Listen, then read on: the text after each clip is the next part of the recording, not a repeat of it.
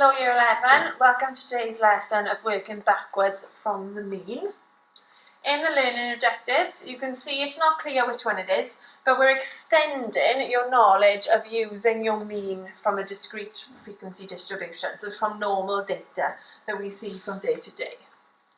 Okay, so looking back to last lesson, just to recap on how to find the mean. So remember, we need to add up all the pieces of data and then divide by how many there are.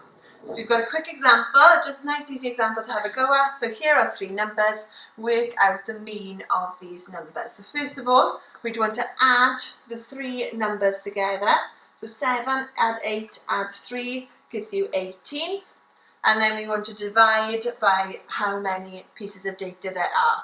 So take the 18, divide it by 3, and it gives you 6. So the mean for these three numbers is 6. Okay, so going on to today's type of example, look for the difference between the two.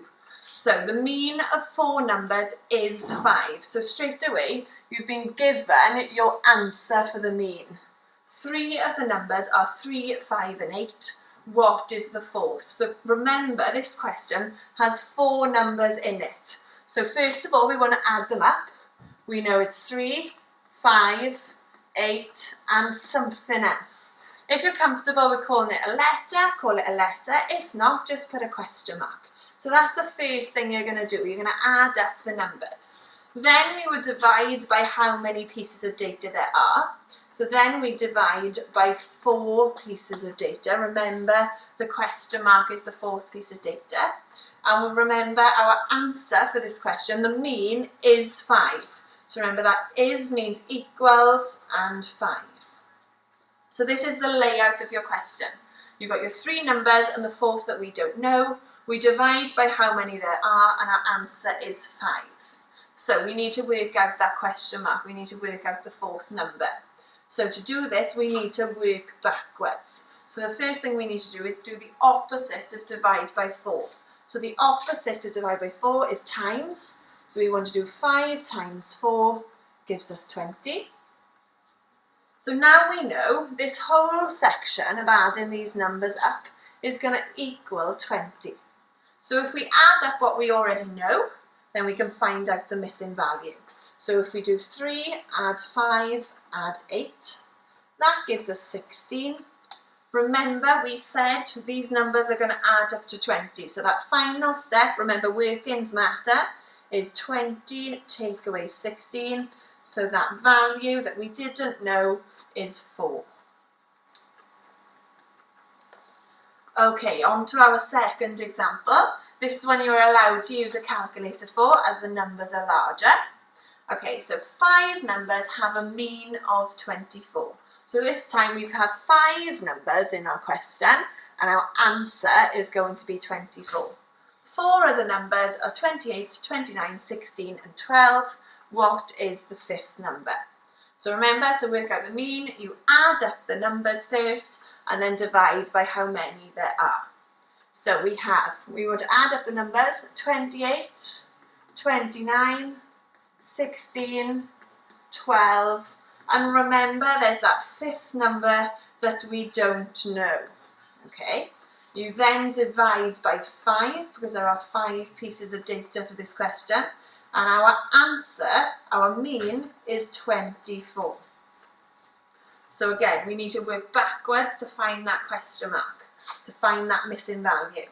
So instead of dividing by 5 this time, you want to do the opposite, so you times by 5. So 24 times 5. Remember, you can type it into your calculator. It gives you 120.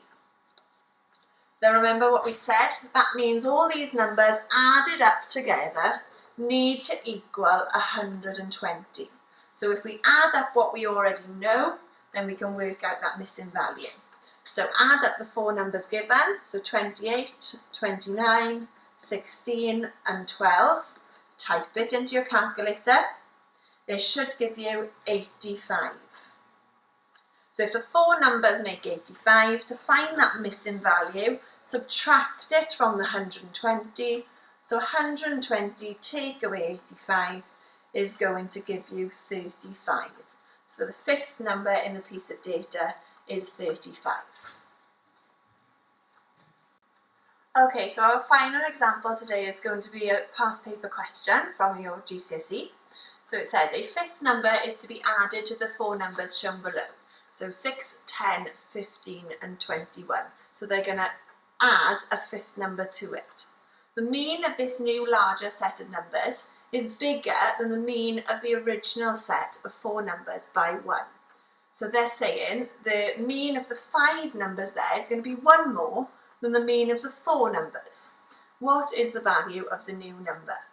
So the first thing you want to do is work out the mean of the 4 numbers that you can see. So remember, you want to add them all up and then divide by how many there are. So 6, add 10, add 15, add 21 gives us 52. Remember to type it into your calculator because they are allowed. And then we want to divide by 4 because there are 4 numbers. So 52 divided by 4 gives me 13. So remember, the mean of the 5 numbers is going to be 1 more than this mean. So our new mean is going to be 1 more than 13. So your new mean will be 14. Now we have our mean, so we need to work backwards to find that missing value. So thinking back to the previous examples, you'd add up all the numbers that you have. So 6, 10, 15, 21, and that fifth that we don't know. You divide by how many there are, so now you're dividing by 5.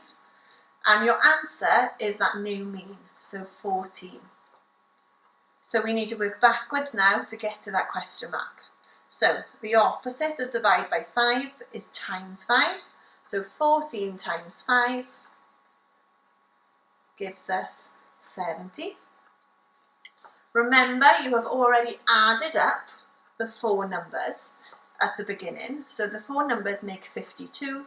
So to find out that missing value, you subtract 70, take away 52, gives us 18.